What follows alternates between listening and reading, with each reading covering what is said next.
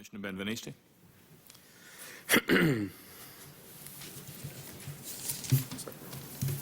Well,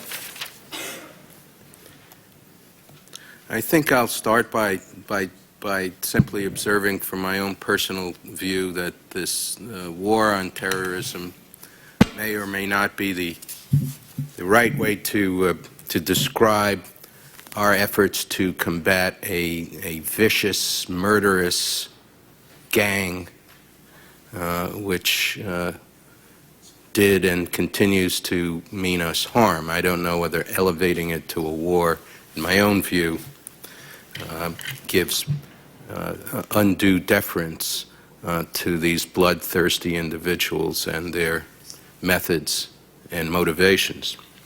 But let me ask this question with respect to the important information that has been developed this morning by my colleagues. We're looking at a situation, at least as of July of 2001, where the FAA itself has gone to the trouble of communicating a statement which is put in the Federal Register. So that means that there was prior planning and discussion till you get to the point of actually putting it in the Federal Register.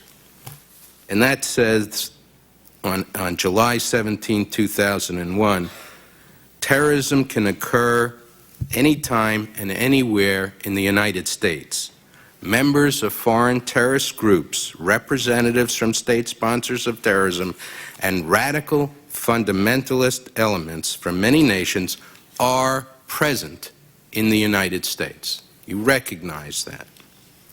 The activities of some of these individuals and groups now include recruiting other persons for terrorist activities and training them to use weapons and make bombs. And then you conclude, thus an increasing threat to civil aviation from both foreign sources and potential domestic ones exists and needs to be prevented and or countered. So that's the set as we move toward the 9/11 catastrophe. At the same time, as we have pointed out, and as Commissioner Gorelick has just very eloquently pointed out, the point people in our intelligence community have received and are reacting very strongly to a great deal of intelligence information which is suggesting that some major event is about to happen. While the primary focus was on the possibility of striking U.S. interests overseas, they could not and did not rule out the potential for activity in the United States of a terrorist nature. So, you send out directives. The question is, who receives the directives? What happens to the people on the line making the day-to-day decisions that will implement these security measures? That's what I find so hard to understand. Because 9 of the hijackers are pulled out for secondary screening. Now, Admiral Flynn, you said that additional attention would be paid to them if, in fact, they were found to be in possession of something dangerous. Now, we've seen this morning this Leatherman tool, which contains blades of 4 inches and which has the ability to lock into place. And the haft of this device is extremely heavy and provides something other than a penknife and a lightweight handle for someone to grasp.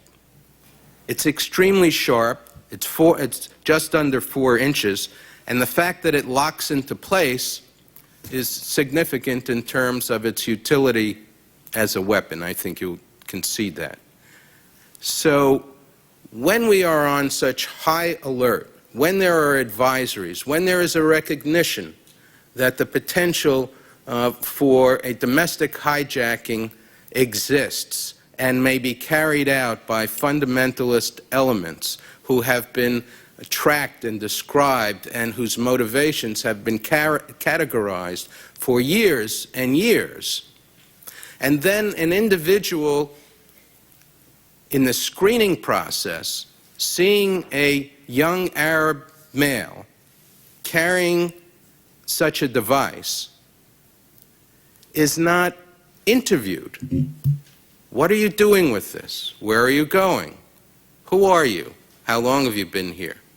The sort of common sense that we heard yesterday from an INS officer, Jose Melendez, but that was not done, not once, not twice, 9 times, as people set off magnetometers, which of course was the case, we know, with respect to at least some of the hijackers. I don't understand how you could have all of these directives and taking additional security measures when the individuals who are conducting the security measures are not themselves told to be on alert, and specifically for the type of people who you know, on the basis of what you are saying yourselves, might be the ones to carry out such terrorist acts.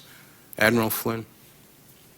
With regard to people, we were under very strict guidelines not to select people on the basis of ethnicity or national origin. But somebody of ethnicity who fits the description of what you yourself regard as the principal threat domestically to airline security, carrying a knife like this, did that not at that time at least warrant the individual conducting that security measure to ask some questions? No.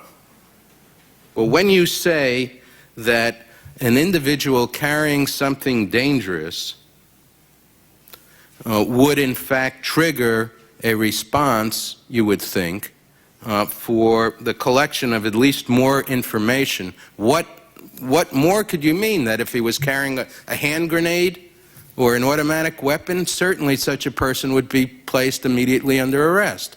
But isn't this a dangerous weapon?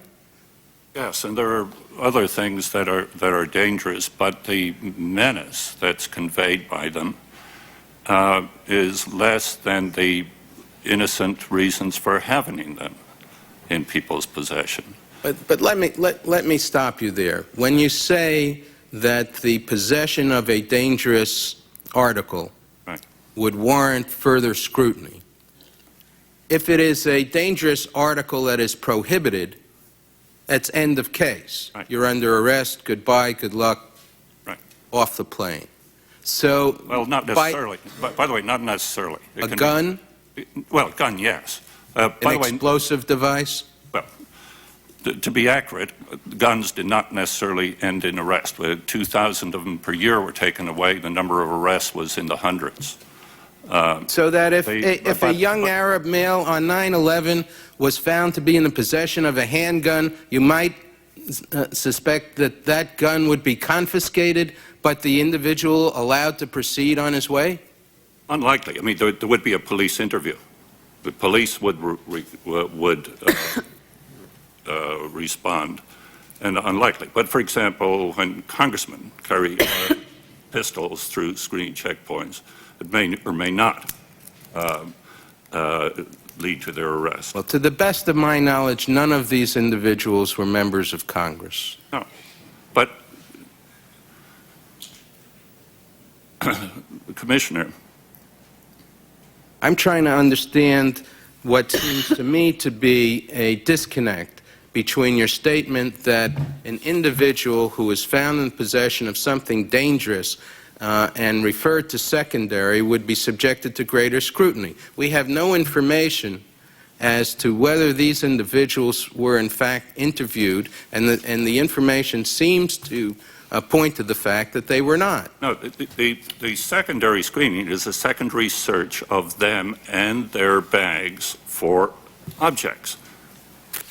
And in certain instances, on certain positive indications of explosives, for example, is there an indication that accounts for that? Interviews to that extent. Would you not agree that the human factor could well have played a role at these points of security, beginning to question somebody about just the basics of where you're going, what are you doing, what do you need this for, how long have you been here, and watch for indications of erratic behavior or anomalies in the answers. Commissioner Garvey? Commissioners, I listened to you and consider the situation as you have outlined it. It is discouraging and certainly heartbreaking to think that the security directives went out, the information circulars, and perhaps, as you've indicated, the human element came into play. You'd certainly, the testimony that you heard, that this commission heard yesterday, of the border guard and the real, I think, thoughtfulness and carefulness with which he approached his job, you would certainly have hoped that we could have had that same outcome on the aviation side. So I think you're right in saying that, and I would agree. Thank you. With respect to Mr. Mano, your statement that, in a sense, the classification of information, the security-sensitive information, was a bar to the dissemination of the information to you and your colleagues, is again very troubling to us. The idea that we spend all the time and effort and treasure to acquire information that may be useful, and yet that information is not provided to the individuals, or was not then provided to the individuals and agencies who would be in a position to utilize that information, is extremely distressing. And I'll finish with making an observation about a point that Admiral Flynn, you mentioned, and that is the restrictions on the FBI dissemination of material because it may be grand jury material. Now, this has always bugged me because I have quite a bit of personal experience with grand jury material and with the Rule 6E of the federal rules that requires that such information be held confidential. The purpose for that rule is to assure the confidentiality of witness testimony, and that individuals who are called before a grand jury can feel confident that their testimony will not, other than through the appropriate legal means, make its way into the public arena. However, it seems to me the exception in my experience, and I feel pretty strongly about this, that information is generated only by the grand jury when there is a grand jury investigation. In the normal course of events, the FBI has that information through interviews and is in possession of that information entirely apart from the grand jury process. And the utilization of such information, which is acquired perhaps through dual means, once through investigation and secondarily through the testimony in the grand jury, does not somehow then take that information out of the public realm simply because it has been repeated in a grand jury. That is, if the FBI has valuable information which it has uncovered in the course of an investigation, Rule 6E does not somehow provide an amulet for the refusal to disseminate that information to those who are entitled to get it. Do you have any comment on that, Admiral? Yes. Not being a lawyer, I probably put far too much emphasis on the protection of grand jury information as the reason for not giving us more detailed information. Well, we have heard that explanation from time to time, and I felt that your reference to it perhaps entitle us to comment with respect to it. Mr. Chairman, thank you.